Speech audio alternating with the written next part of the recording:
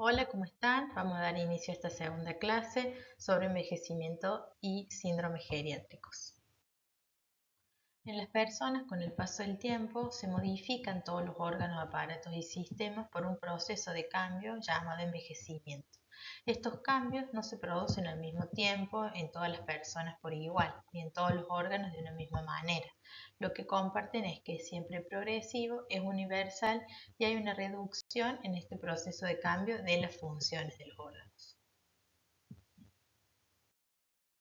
Afecta a todas las personas, pero no de igual manera. Esta variabilidad individual hace que podamos observar personas que tengan la misma edad, pero con una funcionalidad completamente diferente. Esto está relacionado tanto al cuidado de la salud de esa persona, esa familia, en esa comunidad, sino también a las enfermedades que tenga esa persona preexistentes y a las nuevas que van apareciendo, como así también a las condiciones y estilo de vida que lleve esa persona, sus hábitos y el acceso que tiene al sistema de salud. Así también se condiciona el contexto en el que vive esa persona y las características de esa comunidad. Es importante considerar que la historia familiar y personal de esa persona y el propio camino que ha recorrido a lo largo de todos los años en esa vida tiene un impacto acumulado. Quiere decir que la realidad actual de la persona que llega a la adultez mayor, o sea, a los más de 65 años, está determinada fuertemente por las etapas anteriores del ciclo vital, tanto como vivió la infancia, como vivió su adolescencia y su adultez. Y no solamente en lo biológico, psicológico y social, o sea, solo lo personal, sino también lo que vivió en su familia, en su territorio, con sus condiciones sociales, económicas e históricas. No existe una única forma de ver a la adultez mayor, a la vejez y una única forma de envejecimiento, ni una sola forma de vivirlo. El término vejez alude a la adultez mayor, que hay una realidad multifacética, que tienen que ver distintas condiciones.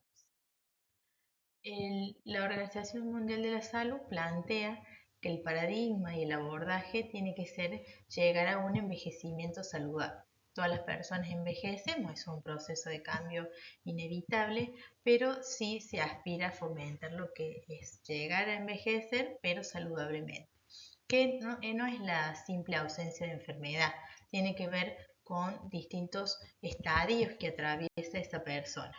La persona puede llegar a la adultez mayor con una capacidad alta y estable, puede ir disminuyendo su capacidad hasta llegar a una pérdida significativa de la capacidad. Acá lo vamos a ver con un ejemplo.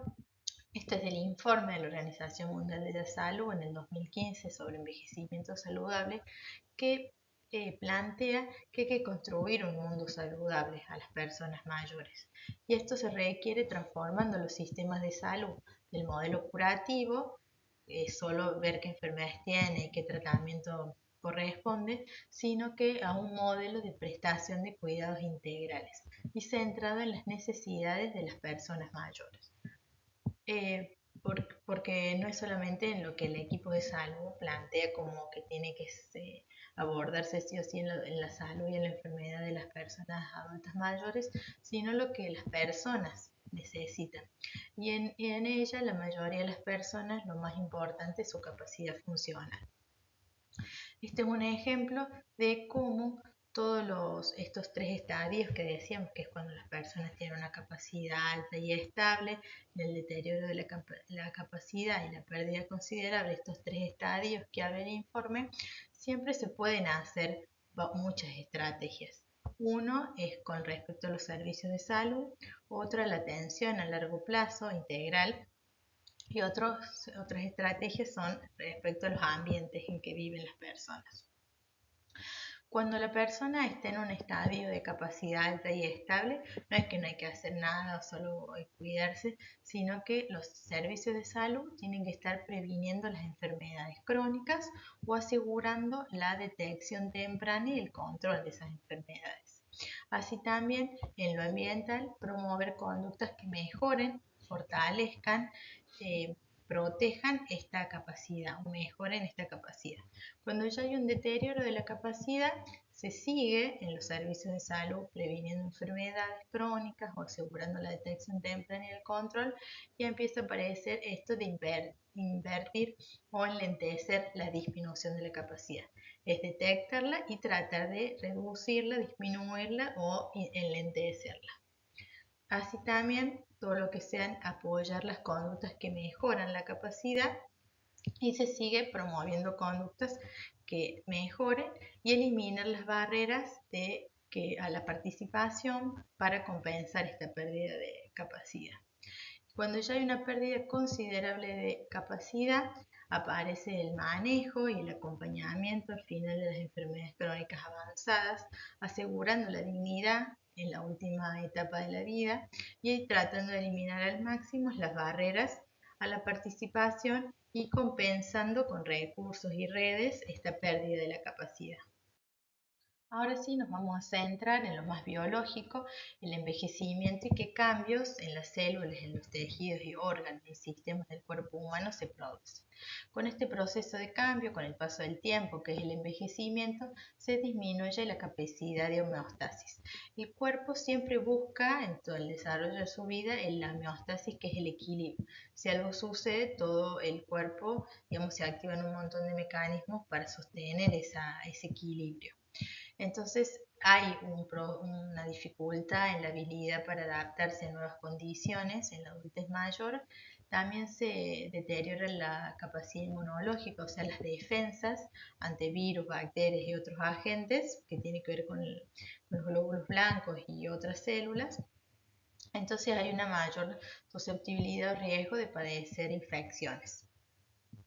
Así también se disminuye la capacidad de regular la temperatura corporal, con un mayor riesgo de desarrollar hipotermia, que es la temperatura a menos de 35 grados, o hipertermia, que es una temperatura corporal a más de 42 grados.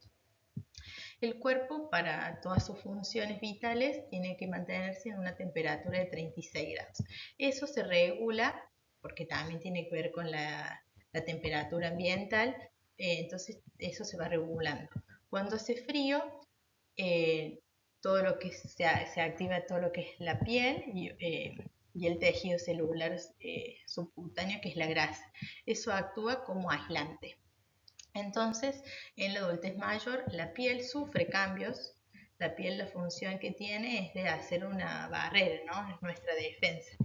Entonces, con el envejecimiento, la piel, que tiene distintas capas, se disminuye la cantidad de las células, de las capas. Entonces, la capa más superficial de la piel es la epidermis, tiene varias capas, disminuye el grosor. Por eso la piel es más fina, más transparente, como la verán, y también disminuye el tejido celular subcutáneo, que ahí lo ven en la foto, es la grasa que está debajo de la piel, entre la piel y el músculo. Eso, digamos, cuando baja la temperatura ambiental, al disminuir con el envejecimiento el tejido de esa grasa, hay menor posibilidad de adaptarse al frío, por eso es como que sufren más el frío. Y por otro lado, con respecto al cuando hace mucho calor, como el cuerpo quiere eliminar ese calor, intervienen tanto la piel, como decíamos, así como las glándulas sudoríparas, que la función que tiene es generar, digamos, sudor, que es agua. Esa agua sale del cuerpo tratando de eliminar el calor. Esa es la función. Entonces, al haber más disminución del grosor de la piel y de las glándulas sudoríparas, la piel es más seca y tiene más dificultad a transpirar. Así también la piel tiene glándulas sebáceas, que es lo que le dan esa grasito a la piel. Entonces, al disminuir las glándulas sebáceas, la piel es más seca. Otra de las características es la capacidad de cicatrización. Cuando hay una herida, la piel se activa en un montón de mecanismos inflamatorios para generar esa piel, esas células que nos faltan, ¿no? Que por distintas causas pueden hacer una herida. Entonces, como hay menos multiplicación celular, es más difícil o más lenta la cicatrización. Otra de las funciones de la piel es la síntesis de la vitamina D. La vitamina D se sintetiza en la piel con la exposición del sol, y la función que tiene es absorber el calcio. Ese calcio es necesario para los huesos. entonces llega a los huesos para que los huesos sean más fuertes. Con respecto al sistema musculoesquelético, en las próximas clases lo vamos a ver bien detallado, ahora es solamente las generalidades, pero debemos saber a grandes rasgos que hay sarcopenia, o sea, hay disminución de la cantidad de fibras musculares. Eso hace que el músculo sea más débil, menos fuerza muscular y menos masa, menos volumen de músculo. A su vez, también se disminuyen y deshidratan los cartílagos articulares. Los cartílagos son un tejido más blando que recubre las superficies de los huesos, sobre todo en las uniones, que son las articulaciones. Eso se hace más finito, se deshidrata, que es lo que llamamos artrosis. Ya lo vamos a ver en el módulo correspondiente. Asimismo, como decíamos que disminuye la síntesis de vitamina B, se disminuye el metabolismo del calcio y eso hace que los huesos, se puede absorber menos también en el tubo digestivo, eso hace que los huesos sean más frágiles por disminución del calcio, que es lo que le llamamos osteoporosis. Ya lo vamos a ver en los otros módulos. Con respecto a la visión, bueno, el ojo, hay varios cambios. Uno de ellos es los cambios en los párpados que tienen que ver con la piel. Como decíamos recién, la piel se adelgaza. También se seca el ojo por disminución de la cantidad de lágrimas y disminución de las glándulas lagrimales. Y a su vez, el cristalino, que es un lente ocular interno, se opaca, que es lo que le llamamos la catarata. Con respecto al sistema neurológico, también tenemos una de las clases dedicadas solo a esto, así que lo vamos a ver bien, pero a grandes rasgos el flujo, la cantidad de sangre que llega al cerebro, disminuye porque cuando llega por las arterias se hacen más gruesas, entonces disminuye el volumen que circula y así el flujo que llega de sangre al cerebro. Por otro lado, las neuronas, que son células que nacen con una cierta cantidad de neuronas, van muriendo, no se multiplican, y al tener menos neuronas, eso se correlaciona con la pérdida de las funciones cognitivas, o sea, la pérdida de las funciones mentales superiores, sobre todo la memoria, el cálculo, el lenguaje y la orientación. Con respecto a la audición, hay mayor incidencia de tapones de cera. La cera, como decía, viene de las glándulas sebáceas que fabrican esa grasitud. En el conducto auditivo hay muchas, su función es proteger, y aunque no haya estímulo por limpieza o por tocarse el oído, aumenta la cantidad, entonces se pueden hacer tapones de cera. Eso hace que no puedan escuchar. Igual el oído interno también se altera, se modifica, y hay personas adultas mayores que escuchan solamente algunas frecuencias, sobre todo las bajas, y tienen mucha dificultad para oír las frecuencias altas y discriminar algunas palabras, entender. Con respecto al sistema reproductivo, la función reproductiva disminuye a nula, cero, todo lo que es la producción de óvulos en las mujeres y espermatozoides en los hombres, que esa es la parte reproductiva, aunque haya cambios del embarazo, aunque haya cambios por esto de disminuirse la lubricación, como en las otras partes del cuerpo, la tonicidad por la flexibilidad, por ejemplo en la vagina de las mujeres, no tiene que ver con la sexualidad, son cosas diferentes, la sexualidad y el disfrute no es solo en su función reproductiva, es mucho más amplio. Y con respecto al hombre, la próstata sí aumenta por estimulación hormonal, ya lo vamos a ver en el sistema renal, y puede haber disfunción eréctil, o sea, disfunción en la erección. Con respecto al sistema cardiovascular, el corazón es una bomba que es músculo, la función es bombear la sangre, se contrae y se relaja, tiene 4 cámaras que se van llenando de sangre y van circulando por las distintas cavidades y válvulas, las distintas venas y arterias. El calcio se deposita en las válvulas y eso hace que pueda haber algunas dificultades y disfunciones valvulares. Por otro lado, las arterias se van endureciendo por este mismo depósito de calcio y hace que el corazón tenga que hacer más fuerza para bombear. Por eso, como todo músculo que uno ejercita, se aumenta el grosor. Este grosor en las cavidades hace que el llenado y el volumen que ocupa el corazón, con que se llene el corazón, sea menor, por eso disminuye la cantidad de sangre que circula, que es la volemia, el volumen de sangre circulante, y eso hace que la persona pueda deshidratarse más fácilmente y pueda dar hipotensión ortostática, que es que se baja la tensión arterial debido al cambio de posición, pues sobre todo cuando están acostados y se van a sentar o parar. El cuerpo, todo lo que es el corazón y la aorta, tiene muchos mecanismos de regulación que van viendo, que van regulando la presión arterial. Si estamos acostados, durmiendo, nos paramos y corremos, bueno, hacemos toda la actividad. Y un mecanismo que se regula eso de cuando estamos acostados, se baja la tensión y cuando nos paramos se sube. Entonces este mecanismo con el envejecimiento se disminuye de regulación. Se puede dar que cuando la persona adulta mayor esté acostada y se quiera sentar o parar rápidamente, se le baje la tensión. A eso se le llama hipotensión ortostática.